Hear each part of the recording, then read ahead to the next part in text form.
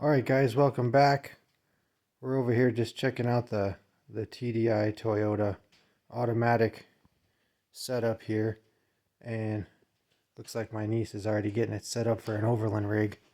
Should be pretty fun. But I just wanted to give you guys a quick update on everything that's been done here before it gets any more covered up with hoses and stuff. It's amazing how full you can make these engine bays. So it I guess probably the motor mounts are the first thing I'll go over. He got those done just using some blank templates there, you can kind of see, and just kind of however works best for you, really. There's those three general bolts you use on the driver's side here, and then again he's got it going over to the factory Toyota motor mount. The power steering is just about done. I didn't realize this. I've never seen a 91 that's, I guess it'd be the SR5 model. Mine's just the base model, and it has a whole anti-lock brake system over on the passenger side, and so all the power steering lines run over there. So he was able to make some custom lines to get into there, and then he actually made a bracket and made the factory Toyota power steering reservoir fit on there. So of course that's a little bit of work there. All my stuff was right here on the steering box and just right up to here, so I didn't have near as much of a hassle with it, but it looks like it came out pretty clean, and that worked out all right. And he's working on getting the boost piping in here. There's a lot of ways you can do this, but having the AC already in here and obviously wanting to retain that, I had tried to, I put my intercooler right here where the AC is and then pushed everything into the engine bay more, but it'd be pretty tight for him by the time you get the fan and everything in there. That, and I'm dealing with not having this stuff sealed off very well, is creating a kind of a reverse flow of the heat, and I'm getting hot air through my radiator on mine. So I don't know that I'd recommend moving the radiator back if you can help it. But on these Toyotas, I think what works the best, unless you're really wanting to keep the factory bumper, is to end up with an intercooler. You can see it here, he's kind of got it mocked up. One of the ones you'd put on just like a Honda Civic or something, the nice long and thin ones. And he's planning on mounting that intercooler to everything and then building his bumper around it. I can't get back here very far to give you a real good visual there, but anyway, if you've watched the videos on, seen the pictures of my bumper, very similar to that is what he's planning on. We're just going to put the intercooler inside of it. Of course, if you've got a winch or anything, you'll have a little bit harder time with that, but I definitely recommend getting that up there in front just for cool air to the engine. And anyway, going over to the passenger side over here, it's going to be kind of harder to get a picture of the motor mount here.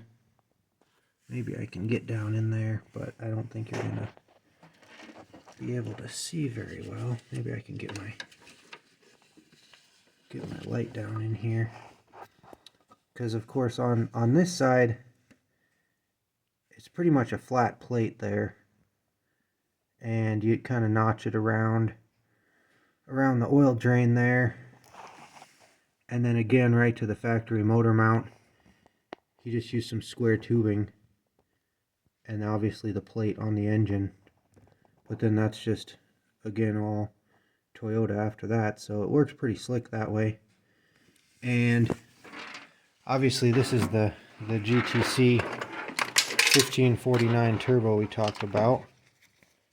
Get my headlamp on here so we can see some more.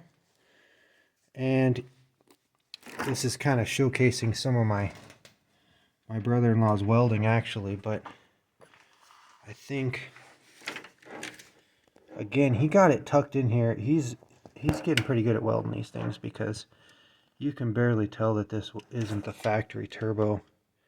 At least it's mounted about perfect.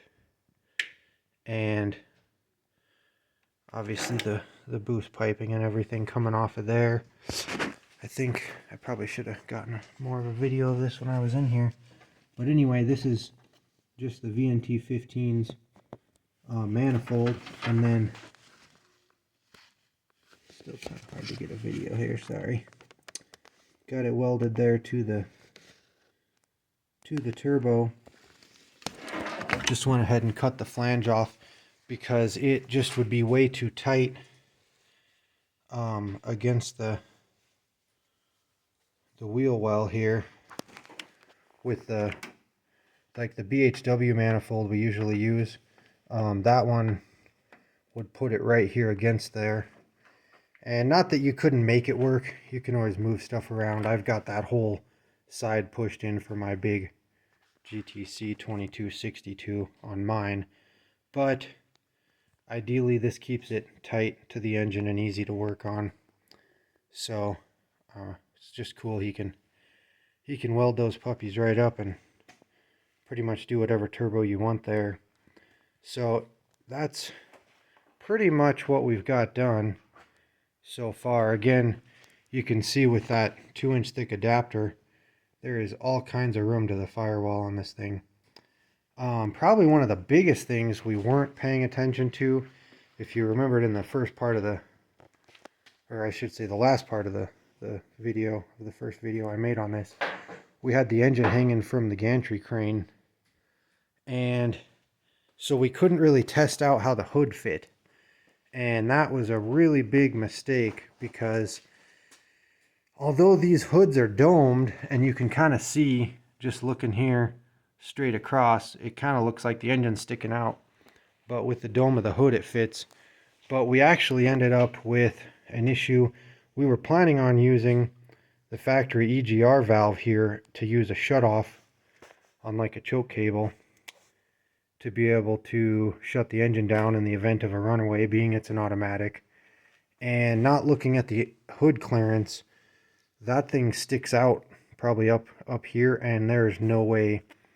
We got the motor mounts done and got it sitting down, and there's just, it wouldn't have fit. So we're gonna have to come up with something else for a runaway shutdown if we want that.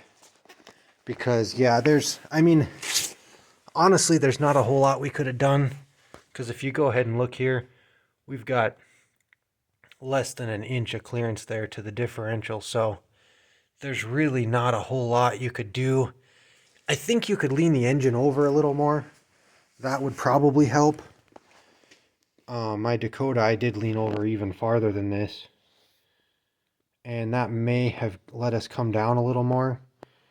But again, it was kind of too late by the time we got the motor mounts welded in and realized it was up higher than we were expecting. So just things to point out before you get too far carried away and get stuck needing a hood scoop or something. But yeah, definitely pleased with all the engine bay room on this thing. It is pretty amazing with that 2-inch thick adapter. I do like how cheap the one-piece adapters are, but it definitely helps with this swap. So anyway, that's about all we have done right now, and I'll just try to keep you guys updated as we get farther along. Hopefully we'll be finishing up some of this piping here next and have some more stuff to show you, but it is coming along, and hopefully we'll have this thing on the road in no time. So thanks for watching, guys.